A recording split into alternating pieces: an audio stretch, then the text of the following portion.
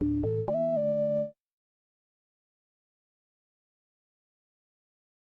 Martyr's Corner. Just at that turning between Market Road and the lane leading to the chemist's shop he had his establishment. If anyone doesn't like the word establishment, he is welcome to say so, because it was actually something of a vision spun out of air. At 8 you would not see him, and again at 10 you would see nothing, but between 8 and 10 he arrived, sold his goods and departed. Those who saw him remarked thus, "Lucky fellow. He has hardly an hour's work a day and he pockets 10 rupees. What graduates are unable to earn 300 rupees a month." He felt irritated when he heard such glib remarks and said, "What these folk do not see is that I sit before the oven practically all day frying all this stuff." He got up when the cock in the next house crowed. Sometimes it had a habit of waking up at 3 in the morning and letting out a shriek. Why has the cock lost its normal sleep? Rama wondered as he awoke, but it was a signal he could not miss. Whether it was 3 o'clock or 4, it was all the same to him. He had to get up and start his day. At about 8:15 in the evening he arrived with a load of stuff. He looked as if he had 4 arms, so many things he carried about him. His equipment was the big tray balanced on his head, with its assortment of edibles, a stool stuck in the crook of his arm, a lamp in another hand, a couple of portable legs for mounting his tray. He lit the lamp, a lantern which consumed 6 pies worth of kerosene every day, and kept it near at hand, since he did not like to depend only upon electricity, having to guard a lot of loose cash and a variety of miscellaneous articles. When he set up his tray with the little lamp illuminating his display, even a confirmed dyspeptic could not pass by without throwing a look at it. A heap of bonders, which seemed puffed and big but melted in one's mouth, dose eyes, white, round and limp, looking like layers of muslin, wheat cakes so thin that you could lift 50 of them on a little finger, duck's eggs, hard-boiled, resembling a heap of ivory balls, and perpetually boiling coffee on a stove. He had a separate aluminium pot in which he kept chutney, which went gratis with almost every item. He always arrived in time to catch the cinema crowd coming out after the evening show. A pretender to the throne, a young scraggy fellow, sat on his spot until he arrived and did business, but our friends did not let that bother him unduly. In fact, he felt generous enough to say, "Let the poor rat do his business when I am not there." This sentiment was amply respected, and the pretender moved off a minute before the arrival of the prince among caterers. His customers liked him. They said in admiration, "Is there another place where you can get coffee for 6 pies and 4 wheat cakes for an anna?"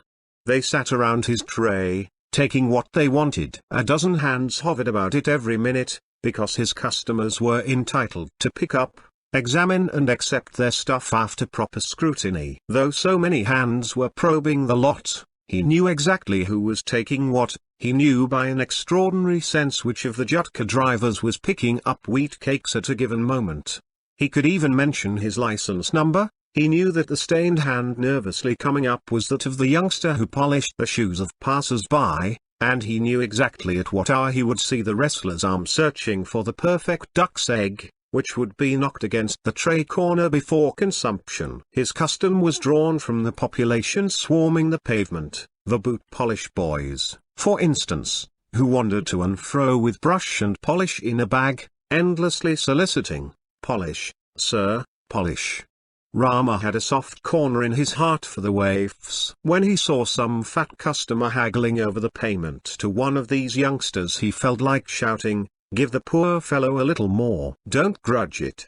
If you pay an anna more he can have a dosa and a wheat cake." As it is, the poor fellow is on half rations and remains half-starved all day. It rent his heart to see their hungry, hollow eyes. It pained him to note the rags they wore, and it made him very unhappy to see the tremendous eagerness with which they came to him, laying aside their brown bags. But what could he do? He could not run a charity show. That was impossible. He measured out their half glass of coffee correct to the fraction of an inch, but they could cling to the glass as long as they liked. The blind beggar, who whined for alms all day in front of the big hotel, brought him part of his collection at the end of the day and demanded refreshment.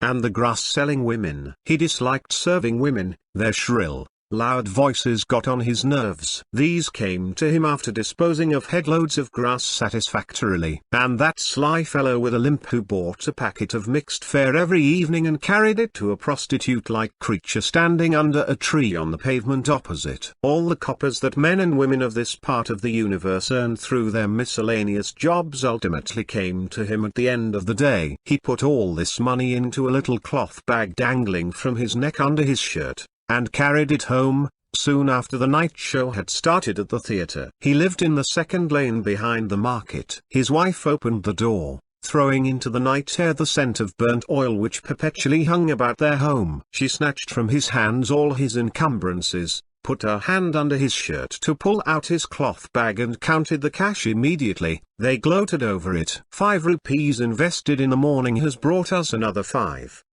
They ruminated on the exquisite mystery of this multiplication. She put back into his cloth bag the capital for further investment on the morrow, and carefully separated the gains and put them away in a little wooden box that she had brought from her parents' house years before. After dinner, he tucked a betel leaf and tobacco in his cheek and slept on the pile of his house, and had dreams of traffic constables bullying him to move on and health inspectors saying that he was spreading all kinds of disease and depopulating the city. But fortunately in actual life no one bothered him very seriously. He gave an occasional packet of his stuff to the traffic constable going off duty or to the health department menial who might pass that way. The health officer no doubt came and said, "You must put all this under a glass lid, otherwise I shall destroy it all some day. Take care."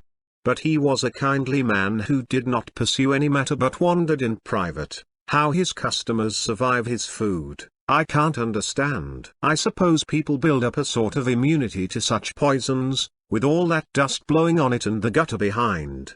Rahman no doubt violated all the well-accepted canons of cleanliness and sanitation, but still his customers not only survived his fare but seemed actually to flourish on it, having consumed it for years without showing signs of being any the worse for it. Rama's life could probably be considered a most satisfactory one, without agitation or heartburn of any kind. Why could it not go on forever, endlessly, till the universe itself cooled off and perished, when by any standard he could be proved to have led a life of pure effort? No one was hurt by his activity and money-making, and not many people could be said to have died of taking his stuff. There were no more casualties through his catering than, say, through the indifferent municipal administration. But such security is unattainable in human existence. The gods grow jealous of too much contentment anywhere, and they show their displeasure all of a sudden. One night, when he arrived as usual at his spot, he found a babbling crowd at the corner where he normally sat. He said authoritatively, "Leave way, please." But no one cared. It was the young shop boy of the stationer's that plucked his sleeve and said, "They have been fighting over something since the evening." "Over what?" asked Rama. "Over something." The boy said, "People say someone was stabbed near the sales tax office when he was distributing notices about some votes or something. It may be a private quarrel, but who cares? Let them fight who want to fight." Someone said, "How dare you speak like that about us?" Everyone turned to look at this man sourly. Someone in that crowd remarked, "Can't a man speak?" His neighbor slapped him for it. Rama stood there with his load about him, looking on helplessly. This one slap was enough to set off a fuse. Another man hit another man, and then another hit another, and someone started a cry, "Down with! Ah, it is as we suspected, pre-planned and organized to crush us." Another section cried. People shouted. Soda water bottles were used as missiles. Everyone hit everyone else. A set of persons suddenly entered all the shops and demanded that these be closed. "Why?"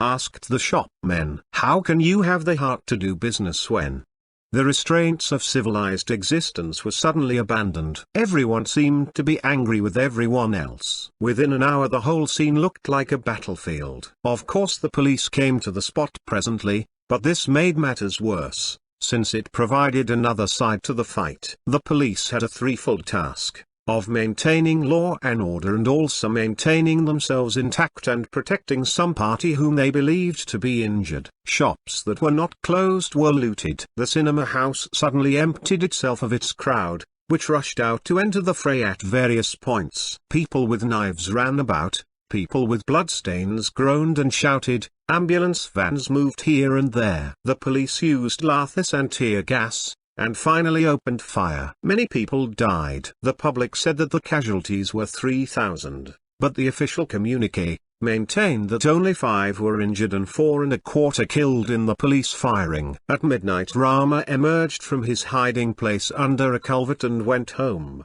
The next day Rama told his wife, "I won't take out the usual quantity. I doubt if there will be anyone there. God knows what devil has seized all those folk. They are ready to kill each other for some votes." His instinct was right. There were more policemen than public on Market Road and his corner was strongly guarded. He had to set up his shop on a farther spot indicated by a police officer. Matters returned to normal in about 10 days, when all the papers clamored for a full public inquiry into this or that, whether the firing was justified and what precautions were taken by the police to prevent this flare-up and so on. Rama watched the unfolding of contemporary history through the shouts of newsboys, and in due course tried to return to his corner. The moment he set up his tray and took his seat, a couple of young men wearing badges came to him and said, "You can't have your shop here." "Why not, sir? This is a holy spot on which our leader fell that day." The police aimed their guns at his heart. "We are erecting a monument here. This is our place. The municipality have handed this corner to us." Very soon this spot was cordoned off, with some congregation or the other always there. Money boxes jingled for collections and people dropped coins. Rama knew better than anyone else how good the place was for attracting money. They collected enough to set up a memorial stone and, with an ornamental fencing and flower pots, entirely transformed the spot. Austere, serious-looking persons arrived there and spoke among themselves. Rama had to move nearly 200 yards away, far into the lane. It meant that he went out of the range of vision of his customers. He fell on their blind spot. The cinema crowd emerging from the theater poured away from him. The Jutka drivers who generally left their vehicles on the road aside for a moment while the traffic constable showed indulgence and snatched a mouthful found it inconvenient to come so far. The boot boys patronized a fellow on the opposite footpath, the scraggy pretender, whose fortunes seemed to be rising. Nowadays Rama prepared a limited quantity of snacks for sale, but even then he had to carry back remnants. He consumed some of it himself, and the rest, on his wife's advice, he warmed up and brought out for sale again next day.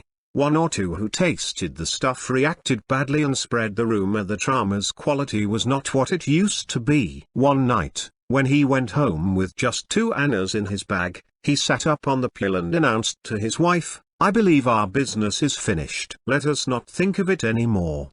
He put away his pans and trays and his lamp, and prepared himself for a life of retirement. When all his savings were exhausted he went to one restaurant corner, from which loudspeakers shrieked all day, and queued up for a job. For 20 rupees a month he waited 8 hours a day on the tables. People came and went, the radio music frayed his nerves, but he stuck on. He had to. When some customer ordered him about too rudely, he said, gently, "Brother, I was once a hotel owner myself." And with that piece of reminiscence he attained great satisfaction.